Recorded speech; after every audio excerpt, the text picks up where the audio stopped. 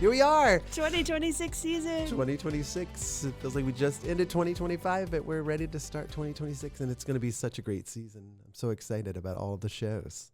Yeah, I think patrons have also been really excited. So it's fun to it'll be fun to get to share a little bit about each show. We're going to try to do that in a number of ways this year. Just like there's so much history to delve into. So this is sort of step one in getting to delve into some things. Yeah. Yeah. So I guess we should start with the first show. Hello, Dolly. Hello, One Dolly. of my favorite shows of all time. It was the reason I came back to MTWichita way back in the day. Yeah, I remember that very clearly, the whole lead up to the 2015 season. It was a very intense season at Music Theater Wichita because we did Billy Elliot that season. We had just a lot going on. And Hello, Dolly, we were excited to have you come. And I think that was like the moment where all of us at the organization were like, oh, Brian Markham, he's great. Just, I think there were so many things that were beautiful about the work you did on Hello, Dolly, including that, like, you weren't like, here are my 4 favorite dancers, and I'm going to feature them all the time. You showed up, and it was like, you're all starring in the show. And it was a really neat thing to watch and to just see the perspective you brought. This time, you're not directing and choreographing. So what's funny is that the last time, before 2015, the last time they had done it would have been 1994 when I was in it. So I remember, and it was Linda Goodrich, I think, who directed and choreographed the show then, or at least choreographed it. And I remember, it was it's such an iconic show, especially for male dancers, because of the Waiters Gallop and all of that stuff. So I knew, and it was my first time back too, so I didn't want to mess the show up. I knew I had that looming image in my head of doing the show and it being so fantastic. So it was fun to come back, and I love dancers, so it was fun to get to work with them, and those kids were fantastic, so good. But yeah, this year, Eric Scotto will be directing and choreographing the show, who was in the ensemble in the mid 90s, and was just here last year and did Something Rotten for us, which was a huge hit. And so his work is so fun and so athletic. And this will be a new challenge for him because this has a lot of ballet in it, which is not his forte, but he is always so great with telling stories through movement. And so it'll be exciting. His energy is always so vivacious and inspiring. So I think the show is gonna. I'm very excited to see what he does, specifically with the Waiters Gallop, because that movement is so visceral and so fun. Yeah. Well, and Eric did like all of the Broadway shows, Oh, right? Like he's got 12. so many credits and still just like this incredible like enthusiasm and vocabulary, I think, for like what you can do on stage with dancers. So it'll be great to have him. Yeah. I did some deep diving on Jerry Herman and I'm kind of obsessed now. There are actually like videos of him doing interviews available on PBS that like people could Google and watch. And he was so charming. He was so well spoken. But I watched a lot of interviews with him and then listened to a podcast where his goddaughter was interviewed and just like so interesting. Like he was such a natural talent. He was one of those, like as a kid just would, like his mom heard piano playing and was like, who's come into the house to play the piano? And it was her like 5-year-old child. He never learned to read music. He like never, like he had auditioned for Juilliard a bunch of times and never got in. He just started working and he would write really fast. And for people who don't know, Jerry Herman wrote the music for Hello, Dolly. Also for like La Cage and Mame were 2 of his big things. And, there was he and Stephen Sondheim kind of were around at the same time. And Stephen Sondheim kind of got lambasted a little bit for like having songs that weren't super hummable but were very cerebral. And Jerry Herman's big thing was like, my songs, people are going to walk out leaving singing the music.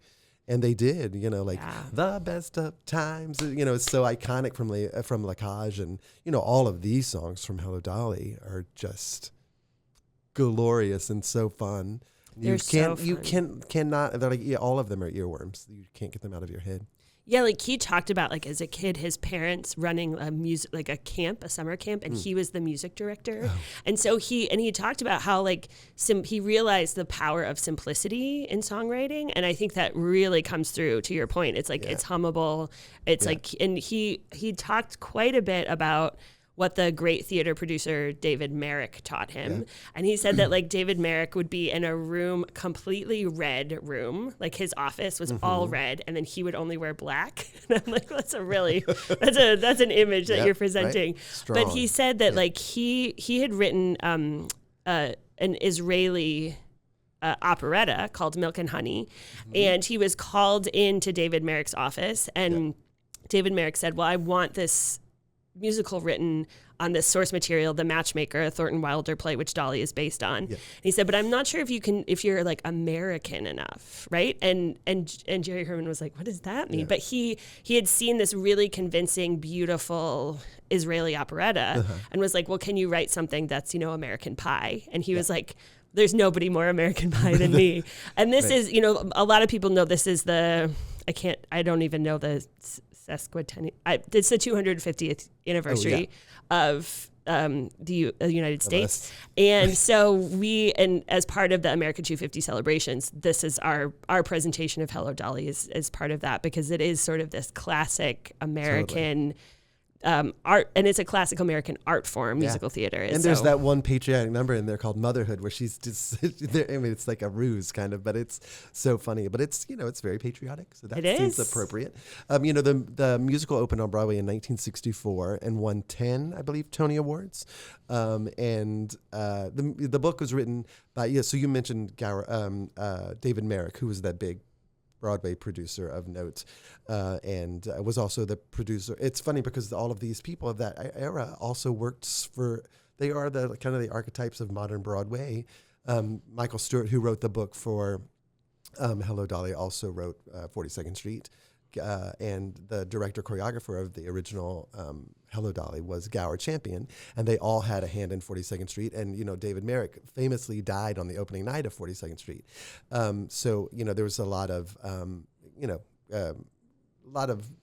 major history and major players in Hello, Dolly.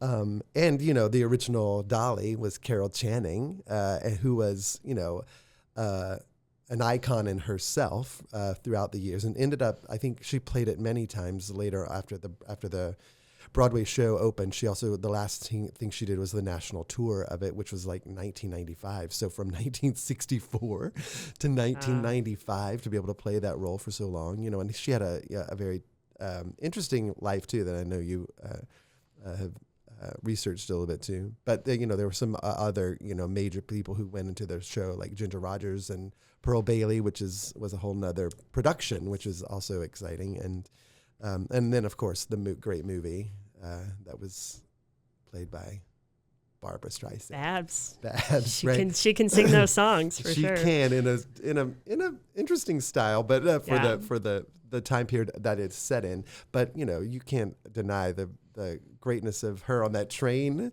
at the very beginning of the show. And and for me to watch the movie, all of this what we were talking about earlier is that every show of the season has a movie component to it. Either it's based on a movie or there's been a movie made of the musical. And this was kind of for me, iconic, like to watch those, again, to talk about the Waiters Gallop in the movie.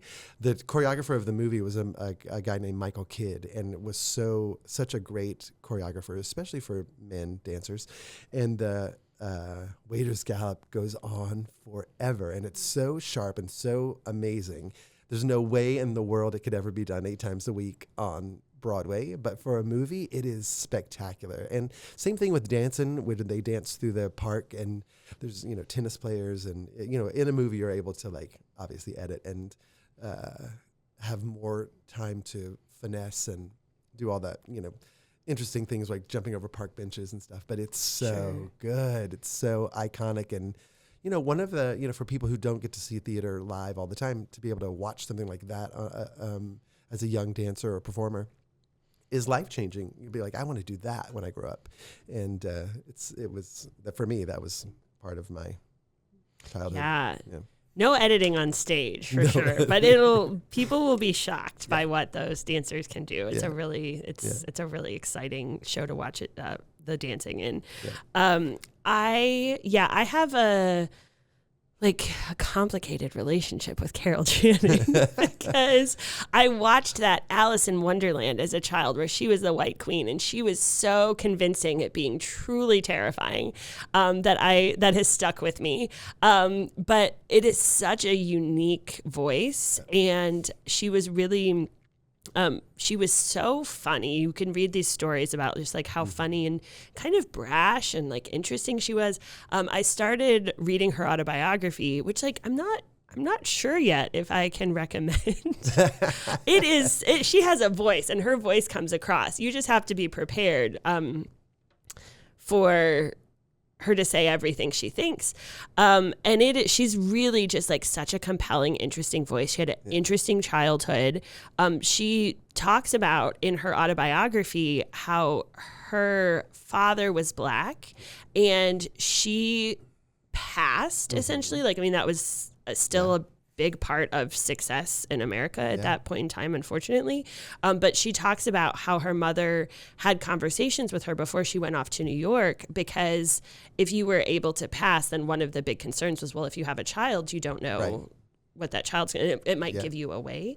And so there's just so much complexity to that, and to making those choices about what do I say? And it's very, very complex. And she was a really fascinating individual. And as you mentioned, like this show actually also had an all Black production of Hello Dolly.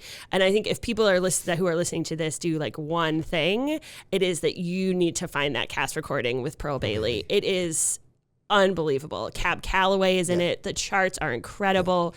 The way that she uses like the jazz training that she has and like the growls and the things that she does, it is so compelling.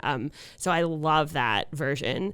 But yeah, it was a really like a really interesting show that had so many different lives to it and has had a recent revival. I mean, it keeps coming back. So many people, like it opened with Bette Midler. The revival opened with Bette Midler. So many people went into it. Carol Lee Carmello did it on the road. She might have done it in New York as well, but so did Bernadette Peters. I saw Bernadette Peters in the show. I mean, it is an iconic show, and I'm so excited about the cast that we've got. Our Dolly is Christine Petty, and for people who may not know who she is an actress in New York on her own. She was in Forbidden Broadway for many years. She is has the kind of the title, the Lady of a Million Voices, 1,000 Voices, a lot of voices. She is kind of known for her impersonations of Carol Channing and Liza and Judy and Barbara, all of them. I mean, she is hysterical. She's on the XM radio every day. She has her own show. And then, so when we were, putting the casting call out, and she was, her agent submitted her, and I was like, really? You think Christine Petty's going to come to Wichita to do the show? And I reached out to him, and he said she'd love to come in. And she did, and she was brilliant in the room and so wonderful and so nice.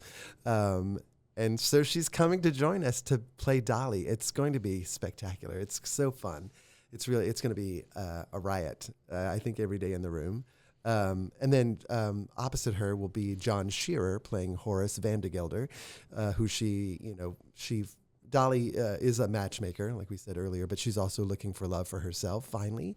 And she often, talks to Ephraim, her late husband, and asks for his permission and signs that it's okay. But the guy she ultimately ends up with is Horace Vandergelder, and it's going to be played by John Shearer, who has been here a number of times. Who's lovely. I met him when I was in the ensemble here in the 90s, when he was Joe Hardy in Damn Yankees, and also Cornelius Hackle in Hello Dolly in 1994. And then he came back to be Man in Chair. It was just here last year as Nostradamus in Something Rotten, and is hilarious in life and on stage. And we're glad that he's coming back. So I think the two of them together will be a recipe for hilarity. He has that great ability to, like, you're laughing and then you're crying. Yeah. Like where like, and I think that this show is a lot of that, where it's like, it is very moving and it's also a comedy, and it's so you just kind of experience all of that at once. Yeah. And then we have Jacob McGlone, who's a professor at WSU, who's a music theater professor and a graduate of the University of Michigan, who's going to be Cornelius this year. And one of our ensemble kids is stepping up. Eric Brooks is going to be Barnaby, and Gabby Bradley will be Minnie Fay, the cute little assistant to Irene Malloy, who's played by Cassie Austin, who was in the ensemble and actually in the show in 2015 when I came and choreographed it. And she's now since moved. She did the tour of Hello Dolly and covered Irene. And she comes in every year, and she's always great. This year she came in and blew us out of the water. She was so good. That voice and the acting, and I was like, oh my God, it's so fun to watch them grow up. Yeah. And then to see them become like these amazing musical theater performers. And so we're glad that she's coming back. And then the ensemble is just stunning. And they're all so great and so young and youthful. Amazing. Yeah. That'll be needed every year. It's going to be great. It's so fun. Yeah. One other thing that I wanted to mention that is so, it's like an unusual feature of this time of Broadway history is like when people went to see the opening of Hello Dolly, they all knew the title song because it was already a hit song because Louis Armstrong had recorded it. And the Louis Armstrong recording of Hello Dolly is also really worth listening to. It sounds so different than in the show because he's Louis Armstrong. Yeah. Dolly. Yes. And it that actually, like, they just kind of handed it to him in the studio because he needed a B-side. Sure, yeah. And if you're young and listening to this, you can Google B-side, what that means. But he did this incredible version of it, and it actually like knocked one of the Beatles tracks off the charts. Like I Want to Hold Your Hand went down because Hello Dolly went up. So it's just such an interesting concept, and it sort of makes you think, oh, like that's part of, there are a lot of jukebox musicals now. There are a lot of things where it's like people go into the show knowing the songs because that is how it's always been. It's just we used to have a really different method of people getting to know the songs before they go to the show. But yeah, and then also this musical, like part of the reason that it's believed that it was so successful is that it was a show that was light and happy. And it opened pretty much right after the Kennedy assassination. So it was a really kind of tumultuous time in American history, and it was a reprieve. And we talk all the time about how like things are hard and we have to take care of each other and it's like it's hard out there. And coming into the theater and experiencing a show like Hello Dolly is just like a moment to live somewhere else, which recharges you, so it's an exciting one to get to produce again. Yeah, it is so exciting. And this again, like the songs are so iconic with Hello Dolly, and then also Cornelia sees that beautiful song, It Only Takes a Moment at the end, which really like it's so emotional by the time you take the full journey.